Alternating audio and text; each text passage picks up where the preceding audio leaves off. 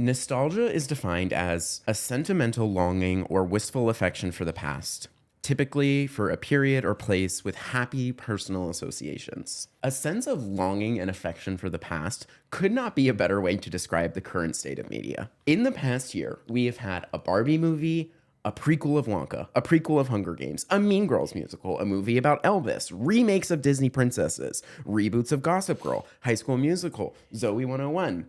Heck, Spotify Wrapped came out 2 days ago, and the #1 song of the year was Flowers by Miley Cyrus, which is a great song, but it is sampling and riffing off of a song that came out in 2015. It's as if the entire entertainment industry has killed off the concept of originality to only invest when it involves reusing or repurposing a franchise we already watched and already consumed and enjoyed. This is commonly referred to as nostalgia bait. This idea that it doesn't really matter the quality of the work or how good it is, so long as it is tied into some existing franchise that is popular enough, people will go out and watch it. I feel bad for the kids growing up today.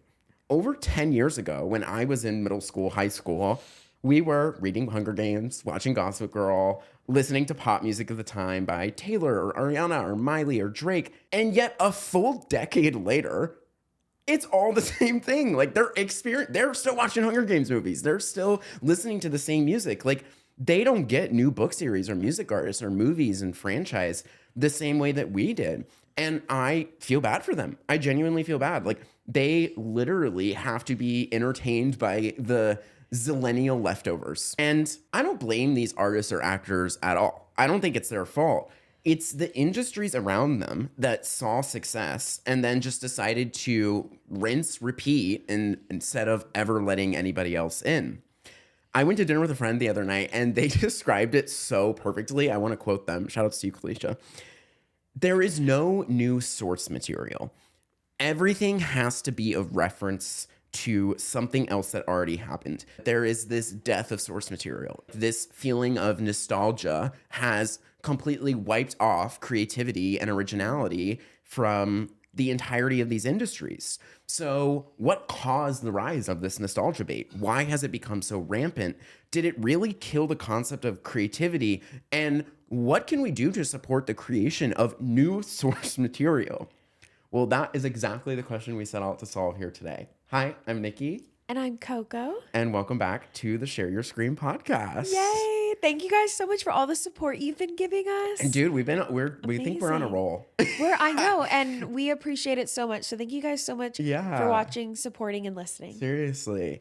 And this entire thesis for this video, I really wanted to talk about just like this overall concept of nostalgia marketing and also just this rise of nostalgia, because nostalgia is this thing that like everybody experiences and is somehow tied to, yet it's different for each person, which I think makes it really interesting. I think that nostalgia bait is also really prevalent. We see it with the even trending podcast right now are a lot of like former Disney Wizards of Waverly Pod, the Ned's Declassified. And I actually watched a clip this morning. A creator on YouTube named Tiffany Ferg did a really great deep dive on nostalgia bait.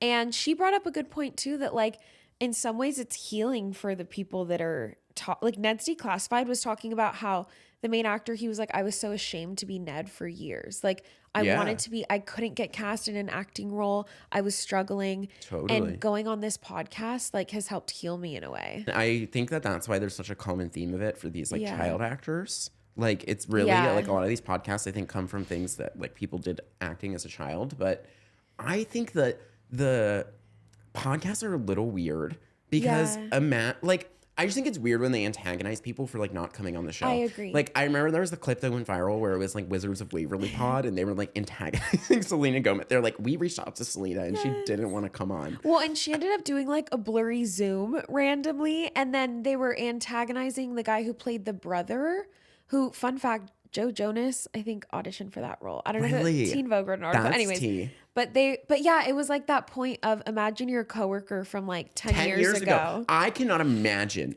if the people I worked with at the mall in Fairfax, Virginia started a podcast talking about our day-to-day life and like it would just be weird. Like the work I was doing as a 16-year-old, like I would be really weirded out by that. I agree. It would be really like scary. But nostalgia marketing is so interesting to me because it's really powerful in this use of nostalgia of an older demographic to popularize a franchise to a new younger group. Yeah. And there are two companies who are masters of this that really come up as like consistent examples in this research, being Disney and Marvel. I think Disney was and still is the best at doing this for women, and Marvel was really the best at doing this for men. Growing up, you know, like the Disney princesses, the Disney channels, the Disney original movies, like they were really good at creating these franchises and then like milking them into these nostalgia experiences, but targeted towards women. And then Marvel is weirdly the biggest example of nostalgia marketing that there is, except instead of it being nostalgia for us, it's nostalgia for like boomers and Gen X, because they read it in a comic book 60 years ago. And it feels like new source material to people our age, but it's nostalgia marketing over and over again. And it works because like I blatantly remember as a 10-year-old boy, my dad took me to see the first Iron Man movie, which was the first Marvel movie. And he read the Marvel comic book, you know, like it worked. And then I watched the entire franchise, like, you know what I mean? Because I was an impressionable kid who like wanted to be a superhero. So it is really interesting how they kind of like balance this, reaching young people through old people, if that makes sense. Like, because they realize like, oh yeah, we're targeting kids, but it's like their dad has to buy the movie ticket. Yeah. You know what I also think of with like nostalgia bait is like not really knowing how to classify it all the time as well, because technically with like a movie or TV show that's based on like a Greek god tragedy or like a Shakespeare, like people reference Shakespeare in like new, but and everything. Yeah. But I feel like in some ways it is diluting it when it's like such a clear cash grab and maybe insinuating like characters that are actually I love that. I actually think we should have an entire like section of this talking about defining like what is good versus bad nostalgia bait, because again, like I don't want to hate off of the idea of like nostalgia or never using previous franchise. I love it when it's done well. Like one of the great examples this year I thought was like Wednesday Addams. That's where it was like, yeah, it's nostalgia. It's based off of the Addams Family, an existing franchise, but it's like taking a side character, putting them into an entire new world, making them the main character of the story, adding a bunch of new characters. Like it was like, we're going to use the familiarity of this world building to then create a new experience.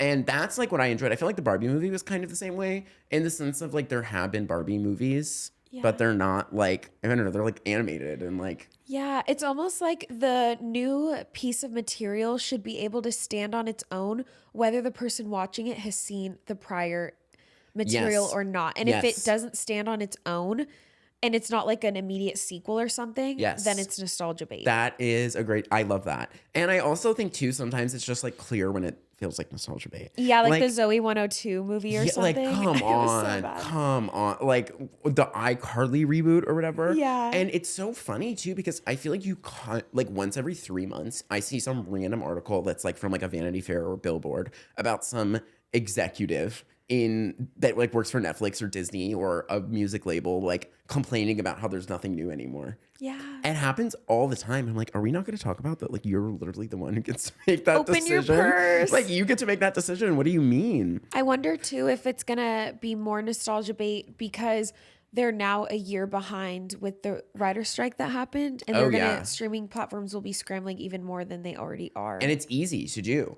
I actually have like a few theories as to why we have such a rise of nostalgia in the past few years. And 3 of them they're like in different realms, but I think they kind of all contribute to this like boom of nostalgia we've seen this year.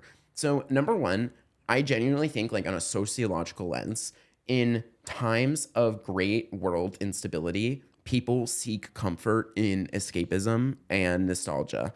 In terms of like, if you feel uncertainty or uneasy political instability, economic instability, all of it, which we're all experiencing, like there is this propensity to have this form of escape. Like you want, when you're at home alone watching something, you want it to be something that you associate with a positive memory. And the easiest way to do that is nostalgia. And I also think too, like when was the last time we saw this big boom of nostalgia? Again, going back to Marvel, 2008 was the first Marvel movie. What was in 2008? Right in the midst of the Iraq War, post 9/11, and the start of the recession, the housing and an crisis. election, which is always a dicey year. And it's like interesting that this nostalgia bait movie about American billionaire going to fight bad guys in a made up country that obviously resembles like the Middle East again. But like it's also weird that it's like a bit of American nationalism is like kind of somebody's planted into these movies and stuff. But I do think that is like, you see that whenever there's great world crisis, nostalgia weirdly has this like resurgence. Because it feels predictable and safe. Yeah. And I also think it's like, I don't know, at least me, I feel this, that like sometimes you seek out nostalgia or comfort in like old franchises, movies, video games, whatever, like because you associate it with a time period of your life where you were safe. So like when you were doing things you were doing as a child, or like eating like you did when you were in college or something like that. When, reverting. Yeah, like you revert.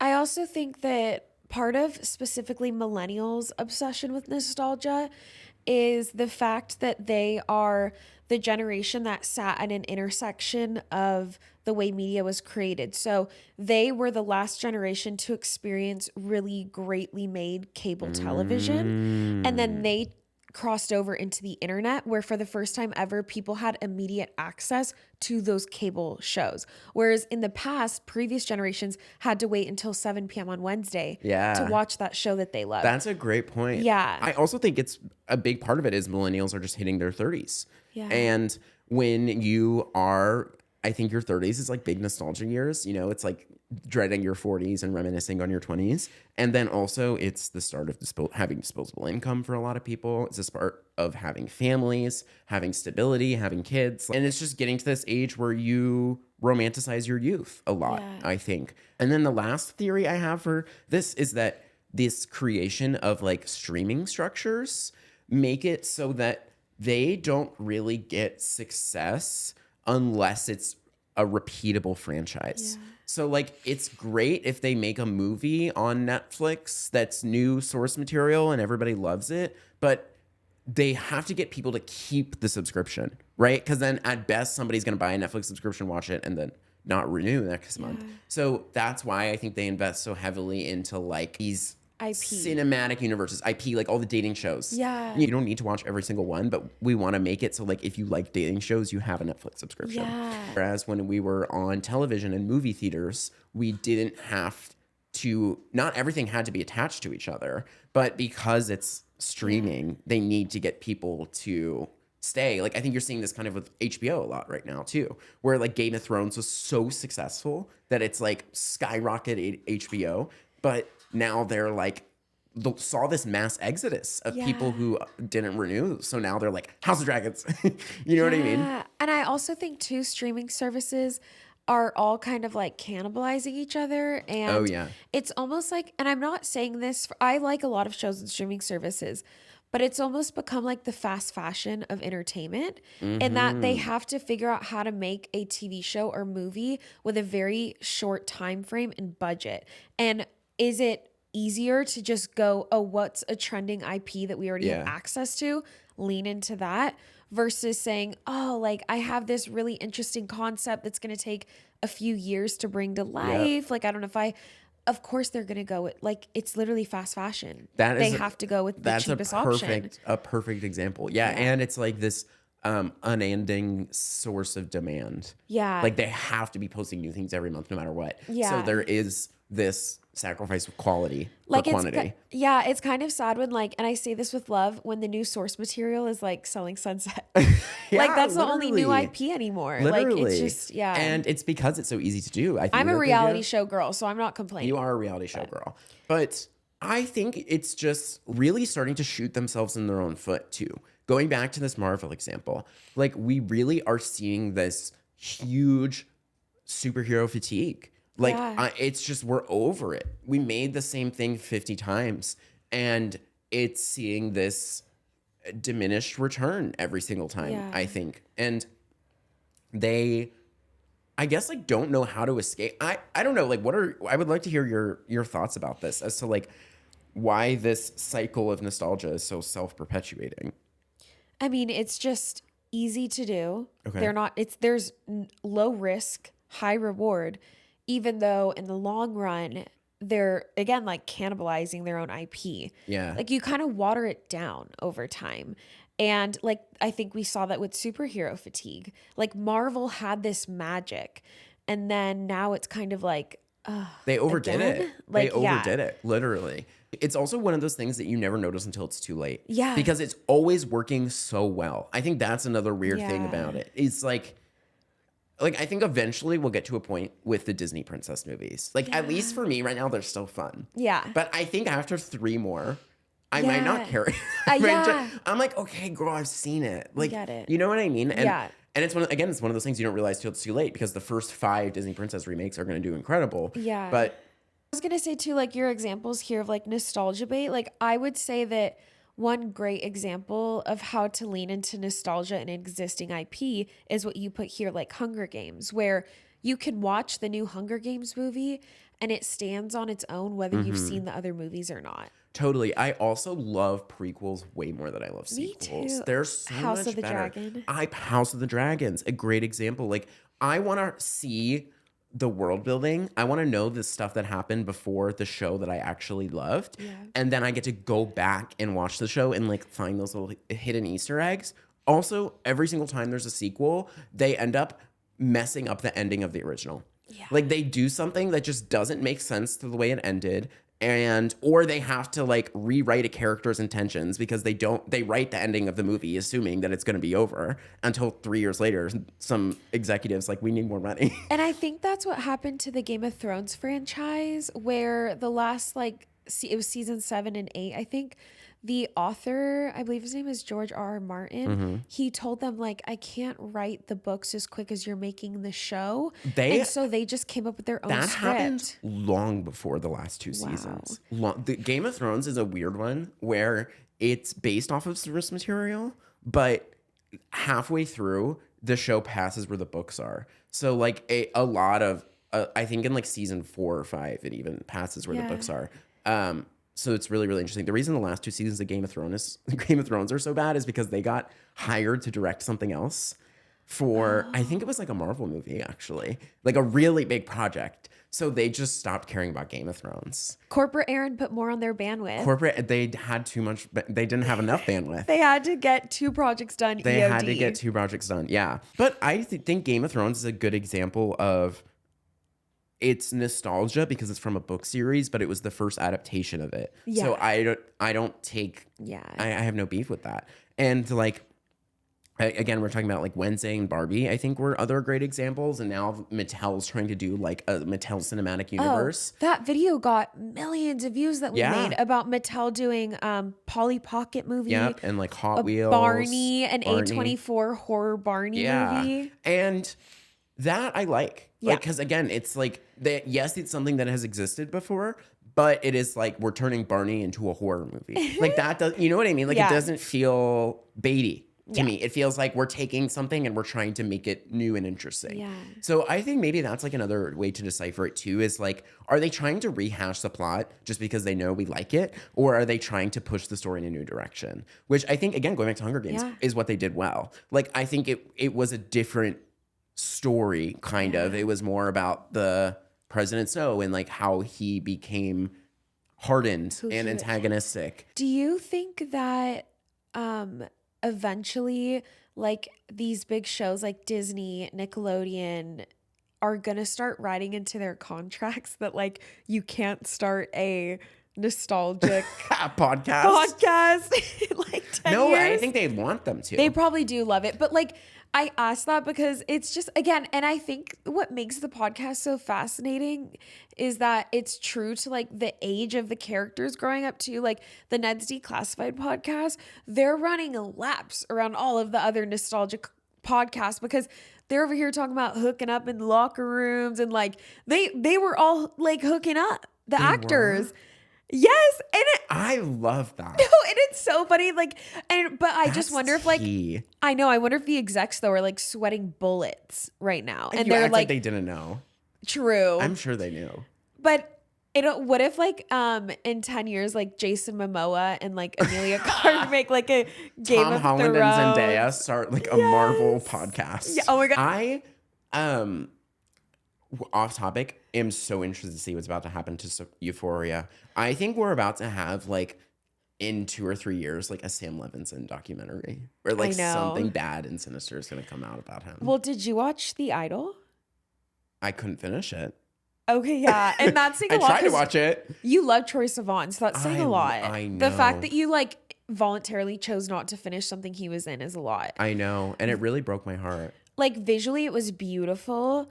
And I was even making videos, and then like the strike happened and I stopped, and I didn't have Wi-Fi in Europe for like 3 weeks. So I didn't really, and then I came home and I watched it and I was like, is this the same show that I left off on like episode 3? Like it was so weird. Yeah, I heard it was really, really bad. Yeah. And a little like uncomfortable. just a little, Yeah. just a lot. But the Euphoria thing is, I think like one of the inherent risks of making a show about high schoolers is you can't keep filming with that same cast for like 10 years. It's a weird thing because I think the reason it's so popular right now to film these shows about high school with non-high schoolers is because when Disney did it, they got so much shit for doing it with kids. Yeah. And so the options are, do you use child actors or do you use people who aren't teenagers? Yeah. So I think that's the hard part of it too. Like I do have a little bit of sympathy for somebody who like works in casting and they're like, okay, you got to make the best show ever. Zendaya is your lead. You need everybody to look like Zendaya. Yeah. And it's set in high school. Yeah. Good luck. You know what I mean? Like, of course you're going to end up casting people that are old, but I think that like we're really going to see the Euphoria house come crashing down. Yeah. I mean, it's just, if I could predict what's going to happen, I think some of the actors just aren't going to come back. Yeah, that's exactly what I think is going to happen. Why but, would and they? it's going to be because of Sam Levinson, and that's how it's going to start. Like, I think that it was so smart for Jacob Elordi to just get to work after Euphoria ended. I know. Because I think that was his show. Like, that Kissing Booth was like where he got started in, but it's not. Like, Euphoria was the franchise that I think made him taken seriously. And I think it was really smart to like do as many movies as possible. Yeah. So now he is taken more as he's like a famous actor who's on Euphoria, not a Euphoria star who like happened to get into acting. Sydney Sweeney is really good at that too. And there's one movie that she was in called Reality, and it was like 90 minutes. That's sad that that's like a short movie now, but I think she could get an Oscar nomination for it. And it was so good. It was based on a true story of a woman who worked for the government, like leaked data and got arrested, but is lauded as a patriotic hero to some. Mm-hmm. And Sydney Sweeney, like she's always, I think, typecast as this like beautiful bombshell everyone wants. Yeah. And she was so opposite in this movie, which is really interesting. And it also makes me think of something that Jennifer Lawrence did that I think gave her career longevity outside of Hunger Games, is she would purposely take roles in between each of the movies that were like smaller budget indie films. That's smart. Just to show that she was doing it for the art, so that the moment that the Hunger Games ended, she was known for other things that were more artistic. Yeah, it is weird when you see things that are so popular, it ends up hurting the actor. Yeah. Like The Office and like Steve Carell, I think is like the greatest example to me. Or the guy who played Dwight actually has even, Rainn Wilson has talked about this, where like he couldn't get cast and stuff for years. I know. Because they were like, you're Dwight. And they wouldn't, he couldn't take on like serious roles. Yeah. The one like nostalgia thing though that I want to come back is Xenon. Girl, I don't know what Xenon is. Dude, that's crazy. I think we're only like 3 years apart. But Xenon was this movie on Disney, and like Raven Simone was in it from That's So Raven. Oh. And it was about these 2 teenage girls like living in a spaceship. But what's crazy about Xenon is it took place in the year 2049. So we're like 15 years away from that, and I don't see hot pink Mini Cooper spaceships that we can like just wait buy. until Trisha Paytas gets on it. Oh, I know. Oh my god, a Xenon remake with Trisha Paytas as Xenon. That's so That'd good. Be pretty good. That's so. Who would the other co-star be? Tana. Yeah, I feel like Tana would be like Which also, I just have to note, like, we never talk about our personal lives, but we were at an event last night for like Spotify Wrapped, and we saw so many amazing people that we like love. Oh, I was fangirling. Speaking of nostalgia, Victoria Justice Victoria was in just, line next to I me to get felt a like drink. I was in an episode of Victorious because I it was a know. karaoke thing. It was a With a karaoke live event band. with a live band. So Victoria Justice gets on stage and starts singing, and I'm like, "This is the Victorious I part." know. They do this in every episode. I know. They're at some sort of social gathering. She has to sing her way out of it or whatever. so You know, good. she forgets to pay the Yeah. bill, and the only way is to sing at the restaurant or whatever. And like, I feel like there were some very important, I mean, we know there were some very important agents in that room. And I felt like some people showed up on that karaoke stage. They were going to sign a talent contract by the end of the night. Like, you either had people that were delivering vocals, dude, I know. or you had me who, like, just, my friend was like, I signed us up. I'm like, I'll be there. No, you killed it. Thank you. Insert clip.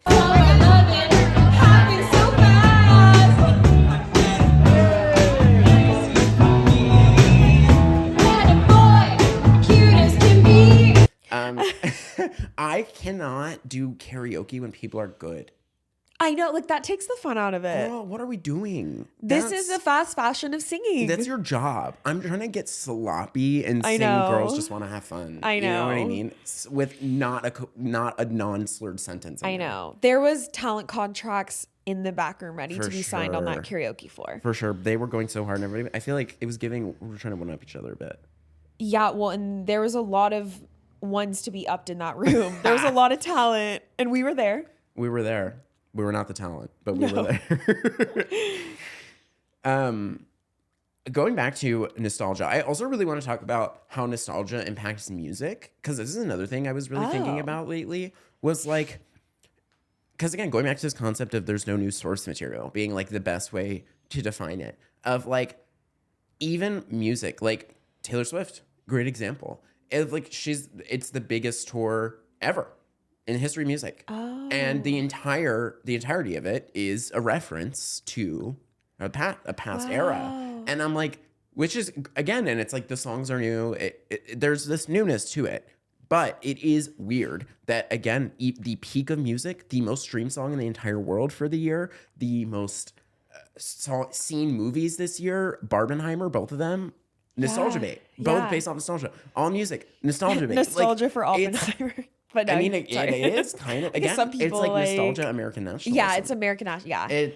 Which is an interesting combo that they always like to incorporate. Yeah. But I mean, like, you can even look at an artist like Lana Del Rey. Like, she's incredibly talented, but everything's a reference to the past. Yeah. Everything, it's like a Hollywood reference, an Americana reference, something. And it's interesting that we barely have any new music or musicians doing anything new, yet anytime there is a tiny semblance of newness, it explodes in virality.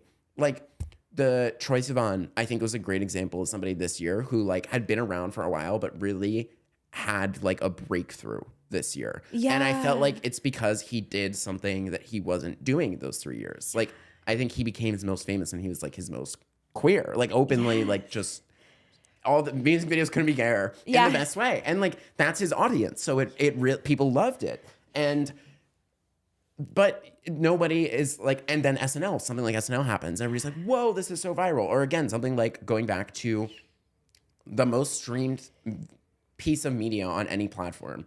Squid Game was a new original concept.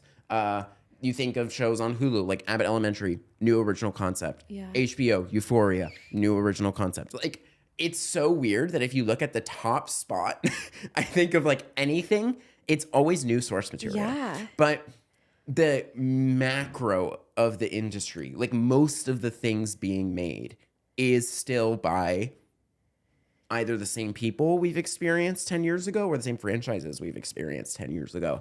Like, I think about this in pop music a lot, weirdly. Like, when we were 10, 12, 15 years old, I was listening to Miley Cyrus, Taylor Swift, Ariana Grande, whatever, who were also all 10, 12, 15-year-olds. Yeah. The 10, 12, 15-year-olds today are listening to those same people, but they're in their 30s. Yeah. And it's music written by somebody in their 30s. So I do think it's also interesting that young people are not listening to or consuming any art made by people their age, unless it's on the internet, unless it's like content creators, which is Interesting. And maybe that's like where a lot of this ended up going. Like maybe a lot of the younger like things that young people are consuming just got Yeah. taken over by the internet and media couldn't keep up. So they're like, okay, let's just do the same things Yeah. over and over again. And I also think that for Gen Z, their nostalgia might look a little different because they, again, like they have streaming shows, like they have Stranger Things and stuff, but a lot of the things that they watch and consume are influencers. And that's like a little bit more diluted or like hard, not in a bad way. It's just, it's a lower barrier to entry. And so they don't have like what I'm trying to say is millennials all watch the same like 5 to 10 TV shows growing up. Yeah. Gen Z, one kid might watch 100 Twitch streamers and the next kid watches 100 That's YouTubers and the next so kid true. watches 100 different That is TikTokers. such a good point. So they're not all going to have the Like there same were nostalgia. 5 good shows on Disney Channel that we were all watching at Yeah. one given moment. But they There have now we have Netflix, we have Disney Plus, we have Hulu, we have and there's a bunch of shows on that. Then there's the Creators. entirety of YouTube, Yeah. and there's the entirety of TikTok. Like that is a really good point. Maybe Yeah. it's this like diffusion of attention. Yeah. That because not all of it is focused on the same 5 things, like Yeah. than Hannah Montana or whatever. Yeah. That it makes it hard to pinpoint like what Yeah. Gen Z and nostalgia is. But I also think that Gen Z isn't old enough yet. Like I really do think that a very big part of the nostalgia we're seeing and very rooted in millennial nostalgia, like going back to like this Mean Girls remake, this Gossip Girl remake, like it's very millennial. And I think that's because of specifically the age. Like I think in 10 years from now, we'll see something like this, but with Gen Z. Not your mother's Stranger Things. Not your mother's Stranger Things. And that's a reference to the Mean Girls trailer for the new movie said, not your mother's Mean Girls. And I'm like, whose mom? Anyone who was like a huge fan of Mean Girls like that, I feel like if they have kids, they're not even in middle school yet. Yeah, But- they can't take their kids to see the Mean Girls. yeah, they can't. Yeah. But I think you made a great point too about the music thing and like Troye Sivan is thriving when he's doing something new. Interestingly enough too, Taylor Swift, all of her like new trending songs are ones that were from the vault that weren't remakes, that were ones that she had not released to the public until recently. Yeah. So that's interesting too. I know, yeah. People really want the new stuff. And also, like, I would love to know what the audience thinks, like what their idea, I guess, of like watching something that's nostalgic. What do you consider as fulfilling? And what do you consider as a bait and switch when it comes to nostalgia and how they categorize that? That's a great point. I think for me, Nikki's personal answer, a lot of it has to do with like, if it's a remake or reboot, I'm really probably not interested. Yeah. Like I need a new driving plot. Nostalgia bait is when I just don't even get what we're doing. Like low-key, the Wonka movie. I'm like, what are we doing? Like, I know it's a prequel still, but I'm like, I still don't get it.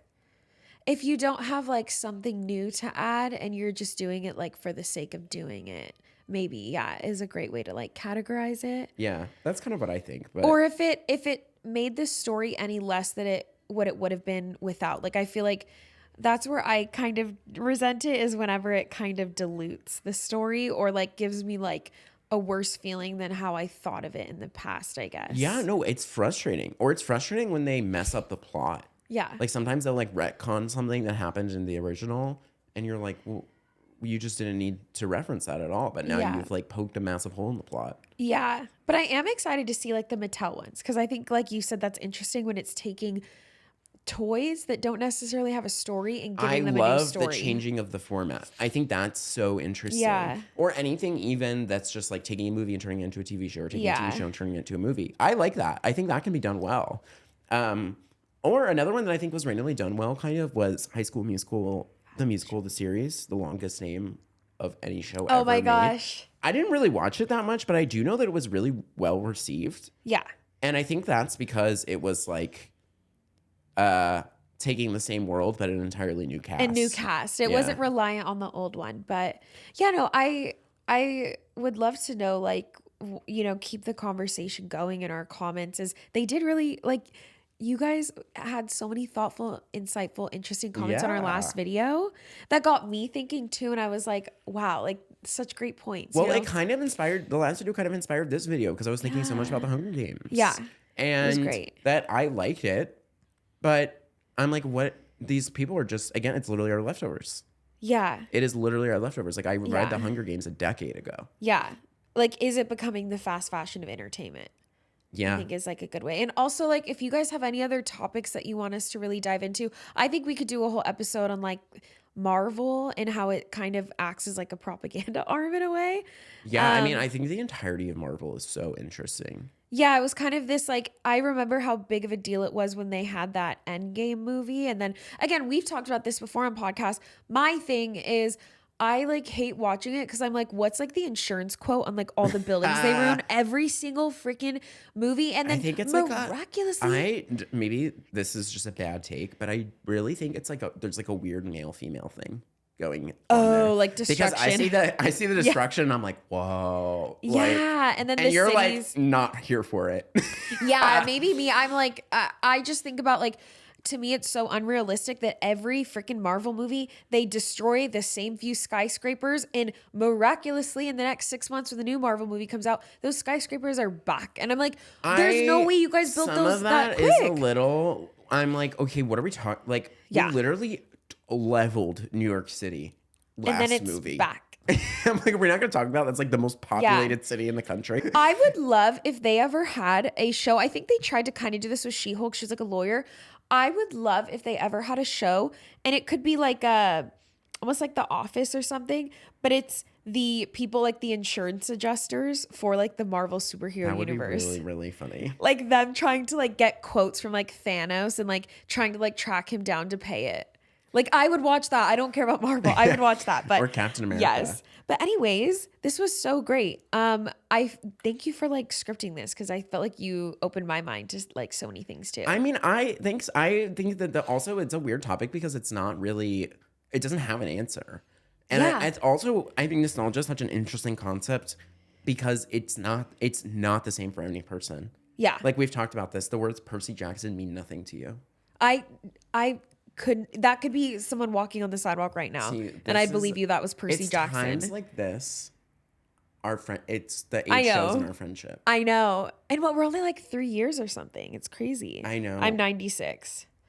Percy Jackson was a cultural reset. I'm like, is that part of the Jackson 5? Like, I don't know.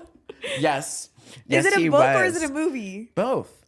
What? The movie was terrible though. It had Logan Lerman in it, but it was a book series about like Greek gods and stuff. It's like a fiction thing. Okay. I knew like, but you had to be there. It's Captain like a kid. Underpants. Did you see Captain Underpants? Or you knew that book? Captain Underpants was everything. You didn't know Animorphs. No, I didn't know that. Girl, Animorphs were crazy. You showed me the photos and how it's like a meme now. But... I love the memes. Okay. I love the Animorph memes. Our Scholastic school fairs look so different. Like, clearly we had different books. I would because if I had a time machine to go back to one place, we should go back to each other's Scholastic book fairs. Like your mom would put like a $5 bill in your lunchbox to like use at the Scholastic fair. Do they still do this Scholastic book fair? Because that was like, girl, they're not even in school anymore. They're on Zoom. They don't know how to read, actually. They don't know how to read. That's the real problem. Did you ever get those big erasers that were like so long for no reason and like twisted up? Really? They kind of look like a Twizzler. I'm putting a picture on screen right now. Oh my God. Okay. God, the Scholastic Book Fair. Yeah, let us know what you guys got at the Scholastic Book Fair. Let us know what you got at the Scholastic Book Fair. That will be our new way of like, instead of like on our government IDs having like the year we were born, we just put like what was the first thing we bought at a Scholastic Book Fair. I'll be like also, Captain Underpants. Please comment if you have read the Percy Jackson book series and then comment your age. Or if you think that's a Jackson 5 member. And if you think that's a Jackson 5 member, also please comment your age. Yeah. This is for data gathering purposes on our friendship. This will be like part of the new, like, what are those things they send out? Like what are those things? We send a survey after every episode of like a niche reference. And we need people to know if they understand it or not. And their age. But thank you guys so much. Leave us reviews because that helps us grow the podcast. Comment what other podcasts you want us to go on. I think we can hit 20K subs on YouTube by the end of the year. I think so too. We're at 14.5. Our goal was 10K by the end of the year, and we hit that. I know, so thank you guys. Yay. Thank you. See you next week. Bye.